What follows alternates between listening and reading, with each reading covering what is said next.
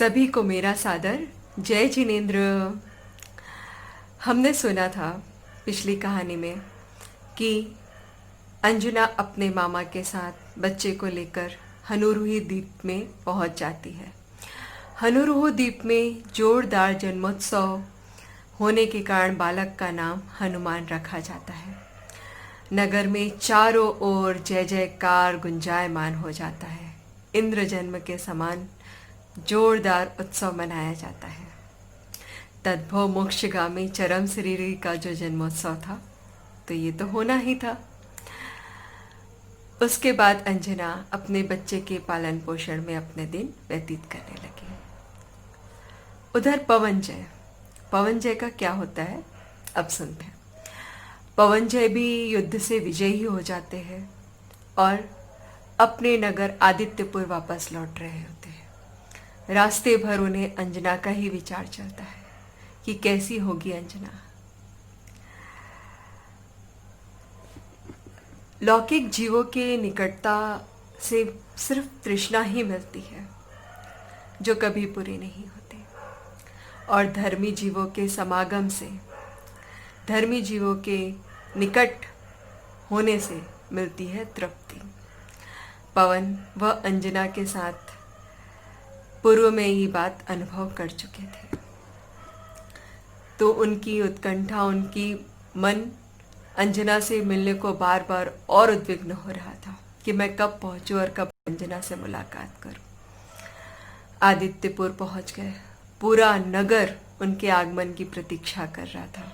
विजय गान गा रहा था, चारों ओर मंगल गान गुज रहे थे, पूरा नगर सजाया गया था। पलके बिछाए पूरे नगरवासी उनकी राह देख रहे थे, पर कुमार की नज़र तो अंजना के महल पर ही टिकी थी। वो तुरंत अंजना के महल पर पहुंचे, पर क्या देखा उन्होंने, अंजना का महल तो बंद। उन्हें अशुभ की आशंका उनके हृदय में घिर गई। खेद और पश्चाताप की धारा अंदर ही अंदर बहने लगी। मन ही मन में अपने आप को धिक्कारने लगे कि क्या हुआ होगा अंजना के साथ, मेरी वजह से तो नहीं हुआ ये सब। उसके पश्चात वह माता पिता के पास मिलने गए। माँ के पास से पहले से ही समाचार पहुंच चुका था कि वो अंजना के महल गया है। माँ को ये बात पर विश्वास तो नहीं हो रहा था, पर कुमार माँ के पास आते ही उन्होंने बोले कि माँ, देवी अंजना कहाँ है? उनके महल का द्वार बंद क्यों है? वो वहां क्यों नहीं है? क्या वो नहीं लगाएगी मुझे जय तिलक? क्या बात है माँ, बोलो ना, आप चुप क्यों हो? माँ चुप। ओह, पवन समझ जाता है। माँ, शायद आप नहीं जानती उस रात्रि की वार्ता। ये शब्द सुनते ही माँ भी समझ जाती है। उसे भी वो पूर्व की बात याद आ जाती है कि बसंत ने उसे मुद्रिका दिखाने की कोशिश की थी, और वो फिर ग्लानि और पश्चाताप में डूबी चली जाती है। अरे, अंजना तो निर्दोष। मैंने ये क्या कर दिया अंजना के साथ? मैं उस निर्दोष, उस धर्मात्मा जीव को पहचान ही नहीं पाई। फिर अंजना ने कहा, माँ, अपराधी आप नहीं, आपसे पहले ही मैंने उसकी उपेक्षा करके उसे बहुत दुख पहुंचाया है। माँ बताइए, कहाँ है वो? फिर माँ ने बताया कि मैंने उसे रथ के से महेंद्रपुर की सीमा तक पहुंचवा दिया था। कुमार से रहा नहीं गया, वो भी रथ लेकर अपने मित्र के साथ महेंद्रपुर की ओर निकल गए। महेंद्रपुर के रास्ते में निकल रहे थे, मन ही मन में कई विचार चल रहे थे कि सुख दुख की एकमात्र संगिनी देवी का अपराधी एक बार फिर से अपने किए गए चरम अपराध की सीमा को छूकर वापस लौटा है। क्या वो इस बार भी मुझे माफ करेगी? वैसे तो रोज करना उसे आता ही नहीं, वो तो क्षमा और शांति की मूर्ति है। वह मुझे निराश नहीं करेगी। ऐसे ही मन में कई विचार चल रहे थे और महेंद्रपुर आ पहुंचे। वहां खबर पहुंची राजा को, तो राजा रानी दोनों उनके आगमन की सूचना सुनकर उनके स्वागत सत्कार में नगर के द्वार पहुंच गए। पर पवन को तो ना सादर से सत्कार से मतलब, न जयगान से मतलब। उसकी आंखें तो सिर्फ और सिर्फ अंजना को ही ढूंढ रही थी। वहां भी देखा, अरे अंजना यहां भी नहीं। सारी बातें उसे पता चली। बात सुनकर, समाचार सुनकर पवन तो बिल्कुल निर्जीव से हो गए, भांति निश्चल हो गए। समझ ही नहीं आ रहा था कि अब क्या करे। अचेत सी स्थिति हो गई। बृहस्थ जो उनका मित्र दौड़कर पवन के गले से लिपट गए और बिलक बिलक कर दोनों रोने लगे। पवन ने कहा बृहस्थ से, भैया बृहस्थ, मैंने तुम्हें भाई, मित्र, गुरु के रूप में देखा है। दे सको तो पथ का पाथे दो, मोह मत दो। फिर बृहस्थ कहता है कि चिंता मत करो मित्र, हम अंजना, देवी अंजना को ढूंढेंगे। पृथ्वी इतनी भी बड़ी नहीं है, हम जरूर उन्हें ढूंढ कर निकाल लेंगे। नक्षत्रों की भले ही चाल बदलनी पड़ जाए, किंतु पवन जय का मार्ग नहीं रुकेगा। एक नहीं 100 जन्म में सही, पर अंजना को मैं ढूंढ कर ही विश्राम लूंगा। पथ अनंत है, पृथ्वी विशाल, खोज दिशा शून्य, और इक्षरित हृदय में बसा शुभ सूर्योदय।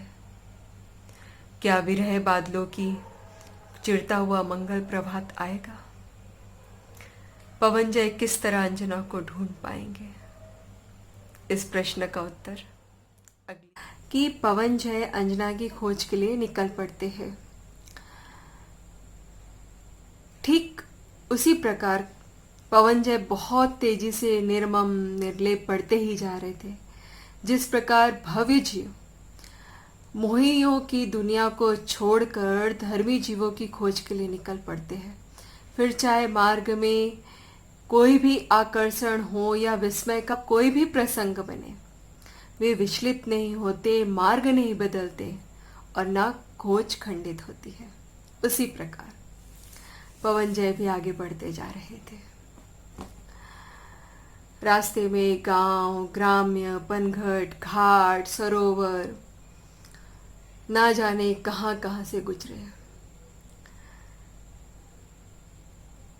दूर दूर तक के उन्हें कोई आशा नजर नहीं आ रही थी।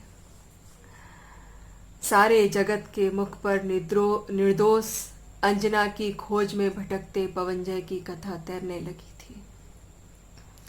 समय का भान भूल दिशाहीन भ्रमण करते पवन जय को महीनों बीत गए थे। उन्हें विश्वास हो गया था कि मनुष्य जगत में अंजना का कहीं कोई अस्तित्व नहीं है। दिन बीतते जा रही थी, सुबह होती फिर शाम हो जाती, ना कोई नया अंकुर, ना हवा, ना कोई सिहरन। ऐसे ही महीनों बीतते जा रहे थे। अब पवन जय एक वन में एक स्थान पर अंजना के ध्यान में स्थिर होकर बैठ गए। निश्चय कर लिया, यदि प्राण प्रिया प्राप्त नहीं हुई तो यही प्राण का त्याग कर देंगे। वहां अचानक उन्हें एक आवाज सुनाई दी, परिचित सी, पवन जय। उन्होंने अपना हाथ पकड़ने वाले व्यक्ति को देखा। अपरिचित व्यक्ति, अनजान चेहरा, मगर सौम्य वरदान सा देता। उसे ताकते रह गए, पहचान ना सके। वो कोई और नहीं, प्रति सूर्य जी थे। प्रति सूर्य हंसकर अश्रु भरी आंखों से गीले कंठ से बोले, चौंको मत पवन जय, मैं अंजना का मामा प्रति सूर्य हूं, हनुरूह द्वीप का राजा। अंजना और तुम्हारा आयुष्यमान पुत्र सकुशल मेरे पास है।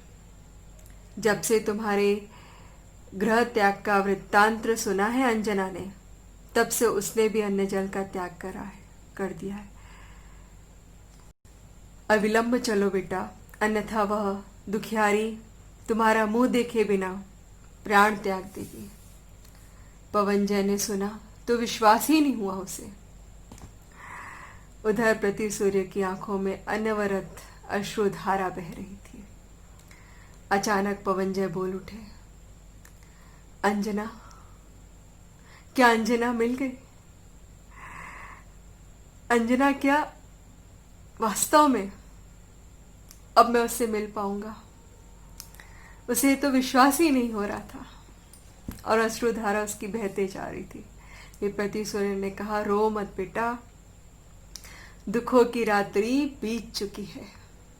अब क्षण भर का विलंब भी उचित नहीं। मेरे साथ विमान में मेरे द्वीप में चलो। अब अपने चित्त को दुखी करने से कोई लाभ नहीं। वहीं क्या देखते हैं कि उनके पिताजी और उनके ससुर भी वहां पहुंच चुके होते हैं। दोनों क्षमा याचक दृष्टि से पवनजय की ओर देख रहे होते हैं। पवनजय समझ जाते हैं। पवनजय कहते हैं कि पिताजी, मैंने आपको बहुत पीड़ा पहुंचाई है। मैं ही तो सभी कष्टों का कारण बना हूं। मैं आपका पुत्र बहुत दीन, निर्बल और अकिंचन हो गया हूं। सभी के मन भर आए, आंखें भर आई। सभी विमान में बैठकर हनुरू द्वीप की ओर आगे बढ़ गए। महाकष्ट से कुमार पवन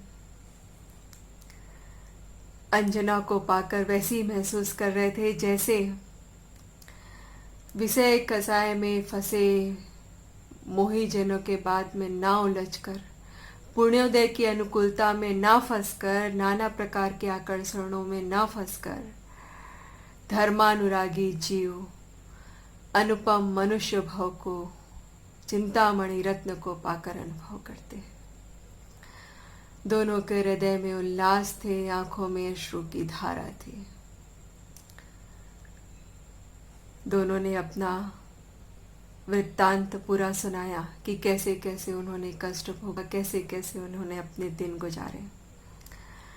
महासती अंजना स्वयं के निर्दोष स्वभाव की प्रतीति सहित सबको निर्दोष देखते हुए कर्मोदय जनित कौतिक से अत्यंत भिन्न, ज्ञाता रहने वाली अत्यंत निष्प्रय गंभीर मुद्रा धारक, ना कोई अपेक्षा, ना कोई उपेक्षा, ना कोई घृणा, ना कोई तिरस्कार, ऐसी अंजना अपने से अपने में अपने लिए प्रसन्न हो रही थी। क्या? अपने से अपने में अपने लिए प्रसन्न हो रही थी। अंजना की आंख में अश्रासु छल छल बह गए। कौन किससे क्या कहे, सब कुछ नयन ही कह गए। धन्य धर्मी अंजना, पाषाण है या सुमन है। धन्य तेरा धैर्य सचमुच, धन्य समता धन्य है। धन्य बासंती सखी सी, सेविका होगी कहाँ। धन्य मुनिवर आपसी, करुणा मिले जिसको कहा। पहाड़ सी प्रतिकूलता ने परीक्षा खूब ली, नहीं दृष्टि डगमगाई, सत्समीक्षा सीख ली। दीनता व याचना की वृत्ति तुझसे कांपती, मौत भी तुझसे डरी, अध्यात्म विद्या साथ थी। अब आगे पवनजय और अंजना की दोनों के बीच कितनी सुंदर धर्म चर्चा होती है अगली कहानी में। तब तक के लिए सभी को मेरा सादर जय जिनेंद्र।